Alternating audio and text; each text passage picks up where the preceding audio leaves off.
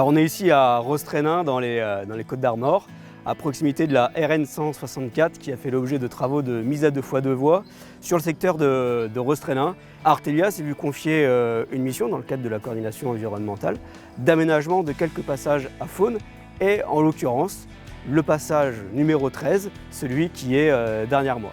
Durant 4 ans, Artelia a assuré une mission de coordination environnementale des travaux sur la section 1 qui représente à peu près 4,5 km. La mission consistait à assister le maître d'ouvrage, la DREAL Bretagne, dans l'application des mesures environnementales durant les travaux. L'enjeu des aménagements sur ce genre de site, c'est de réaliser des aménagements favorables à la faune, attirants pour la faune, mais également de reconstituer des milieux naturels. L'une des obligations du maître d'ouvrage sur ce site, c'était l'effacement d'un bassin d'assainissement qui était présent juste ici. La solution de facilité aurait été de combler le bassin et de réaliser ensuite une zone humide. Sauf que les observations écologiques qu'on a pu faire durant 4 années nous ont montré que dans ce bassin d'assainissement était présent une très grande population d'amphibiens. On a donc réalisé un point d'arrêt et on a décidé d'utiliser ce bassin d'assainissement, de le requalifier pour qu'il devienne la pièce maîtresse des aménagements écologiques de cet ouvrage. En hiver, cette zone-là, elle est vraiment humide.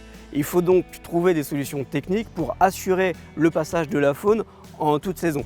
On a donc réfléchi à plusieurs procédés de gestion des eaux de nappe, des eaux de ruissellement. Sur la partie sud, en réalisant des mares, en réalisant des noues qui arrivent à recueillir en fait les différentes eaux de ruissellement.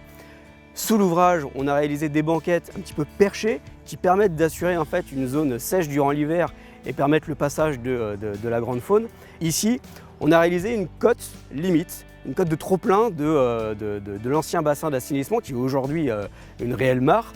Et le trop-plein va directement se déverser dans le Petit Doré, ce qui permet d'avoir les abords du bassin complètement secs également en hiver.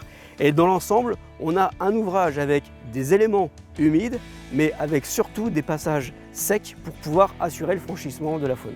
On a également réalisé plusieurs aménagements favorables à la petite faune, on peut le voir derrière moi, des souches, des troncs. D'un point de vue personnel, c'est typiquement le projet sur lequel j'aime travailler, c'est-à-dire le travail à long terme, le projet qui est modifié par rapport à nos observations, s'adapter aux contraintes, s'adapter au développement des espèces, et puis pour le paysagiste que je suis, pour les activités qu'on essaye de développer au sein d'Artelia, c'est également cette notion d'éco-paysage, c'est-à-dire de faire avec les écosystèmes en place.